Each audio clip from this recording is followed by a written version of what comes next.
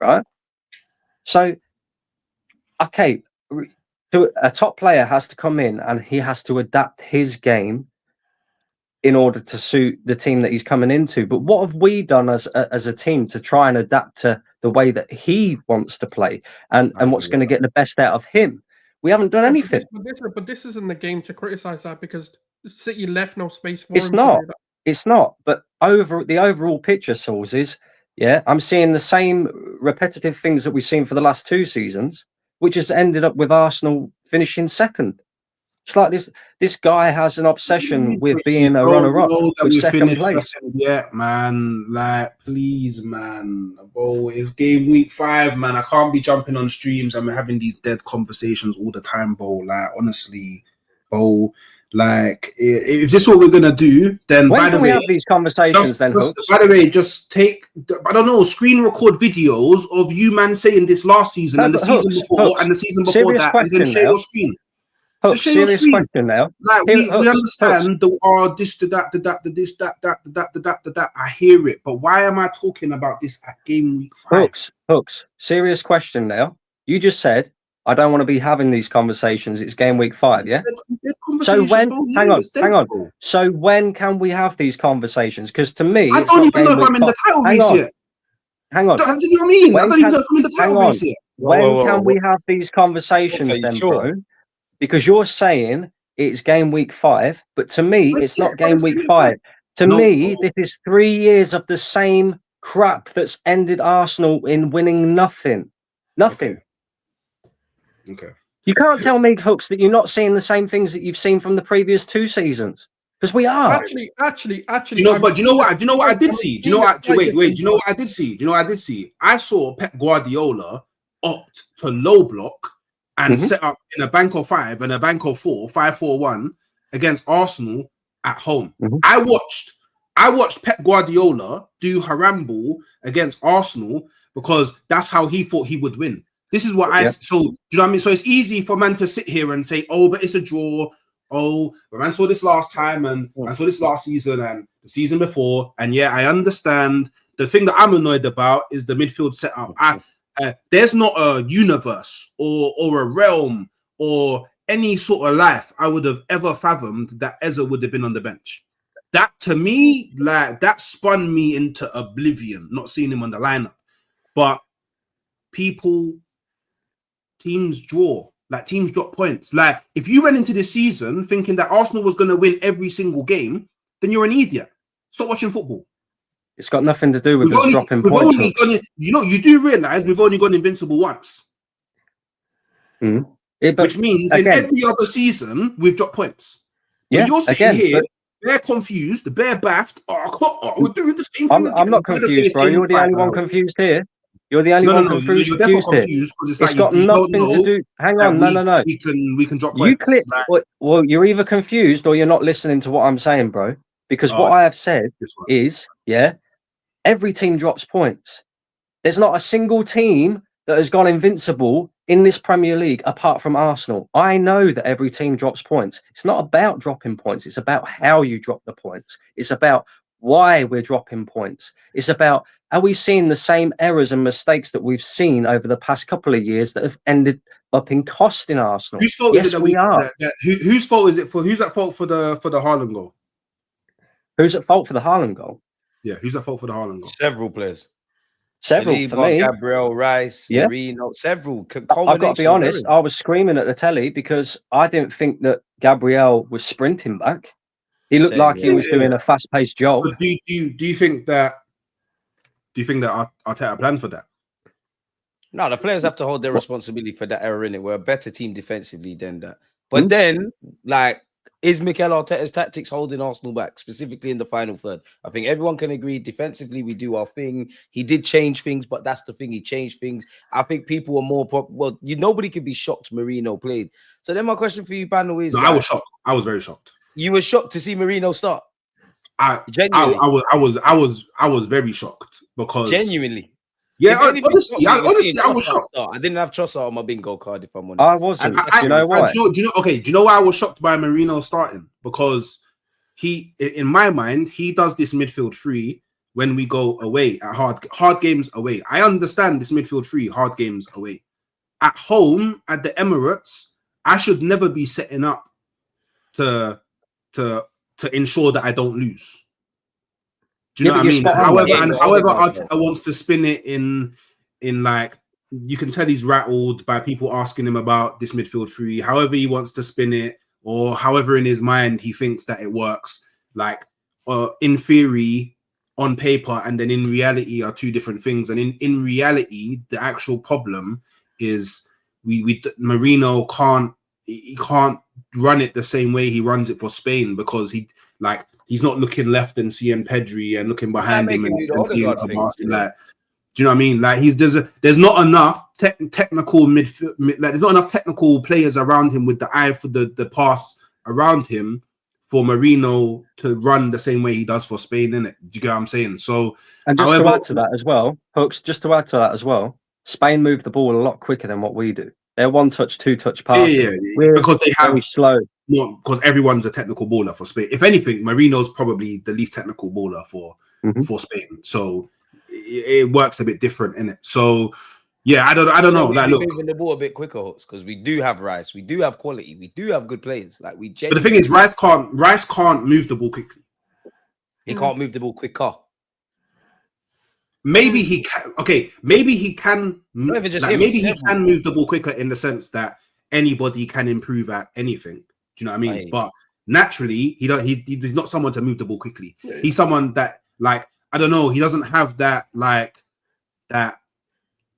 Actually, to be fair, he made a few line breaking passes today. Right. But like, the point I'm making is he's more of a midfielder that you give him the ball and he would rather try break through running. Like what Sol was saying, like, he can attack the space versus the guy in tight space. That's who he is. He's not really the guy to, like, and that's why Zubimendi gets stifled when it's a midfield three of him, Rice, and Moreno, because Rice, like, he does too much. He's moving about here, there, everywhere, popping up, taking up all these weird spaces. It's too unpredictable. It's hard for Zubimendi to control the game.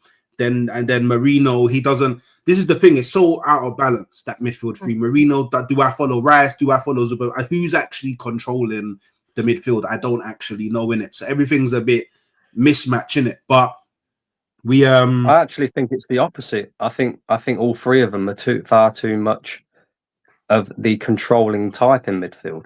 I think they're far too safe with the ball. I don't think there's enough risk being taken. Zubimendi's not safe. Zubimendi's too safe. Not safe. But he's like Zubimendi, yeah. Like, do you know what? For me, it's mad simple, innit? Just put, like, Zubimendi has to be the solo 6, and then you just put Rice in the right 8, and then just put Eze or Wanyeri or Ødegaard or whoever in the left 8, and then that's how the magic happens. And obviously, Ødegaard's out at the moment. That's fine. But the thing that I will salute Arteta for as well, yeah, it's because we saw it last season. Yeah, you have occasions where, you know, Ødegaard's out, and your next in line is Wanyeri, but again, you're not starting him, even though now it's confirmed that his pathway is the 10. Last season, the pathway wasn't confirmed that it was the 10. This season, his pathway has been confirmed is the 10. You're the next in line. There's the question then, Hooks. Huh? So the question then, Hooks, is why is he not starting him? Is it because you don't trust him? Because whether we like it or not, Arteta felt like this was the best team to put out against Manchester City. He's just loyal to his system. He clearly thinks Marino can do all those other things away from what we all want to see in the 10, which is, you know, breaking lines and that. So, go on, Souls, I can't. Yeah, because I think part of the problem with Arteta is exactly what you said. He trusts his system too much, and he can't allow any intangibles to come into it at the beginning of the game. Now, afterwards, like when the game's flowing and we need a change, then he might let go of some of those sort of things, which we are starting to see this season. But the problem there is, off the ball, and I've said this even at Anfield, the reason why he played that midfield 3 is people don't respect what Ødegaard does enough off the ball. Now, yes, on the ball, he's been shit. Performances have been crap, whatever. You can criticize Ødegaard's last 18 months or so. But the reality of the matter is the press, in terms of bringing, the defense from the front and being front thinking, is what he's trying to get Moreno to do. But the issue with Moreno is, yes, he can press, yes, he can do all of that off-ball stuff. But the problem is, as soon as he wins the ball, he doesn't have the technical security to be able to then proceed and actually advance the game forward. Whereas with Odegaard can, Ethan can, and Eze can. To climb a tree, man. Yeah. So that's the problem. I think he needs to sometimes realize he can let that part of the game go, especially when you've got Zubimendi and Rice, and obviously playing basically 4 centre-backs, obviously across your back line, that you can trust them more, that you don't need the 10 to consistently, especially if Odegaard's not there, you don't need that person to consistently press. I understand it. And the other reason is Gyökeres. I think if Havertz was here, I think Havertz would be playing down the middle and you'd actually have Ethan or Eze or whatever in the 10. Reason being is Havertz is a better presser. Now, Gyökeres, he is there to do one thing, which is finish the ball if we ever create a chance for him. But that's the reason. He's trying to find the balance of enough presses in the team, enough space covers in the team, and not being beat in the transition. Now, part of the problem there is we've kind of conceded a goal on a transition, so it kind of defeated it today. But that's what he's trying to do. He does need to let the fear go, because if he ever wants to become that elite manager, look, I do believe he has the ability to become an elite manager and one of the best of our time. But he needs to let that fear go. He needs to let the element go. He needs someone just needs to smack him, send him to therapy. Something needs to happen where that part of that fear factor, he needs to let go. Just because you did get spanked in previous years, you're now a better team. You've built a formidable side that can do it with the football you wanted to play. Yeah. Think about it. How much respect? We've never seen Pep show respect to any side. And he showed us respect because he knows what we can do. And he brought on 7 centre-backs at the end of it, and we still managed to break them. So that's what he needs to let go of. He just needs to let go of the fear. Go, do you know what? There's certain tangibles I need sometimes, but at home ain't the place for it, man. I hear that. So then my question for you, I mean, we've kind of touched on it, but because it's in the title, is Arteta holding himself and Arsenal back then? Because many people think, you've got the tools, you've got the toolbox, you're the tradesman. Can you make it happen?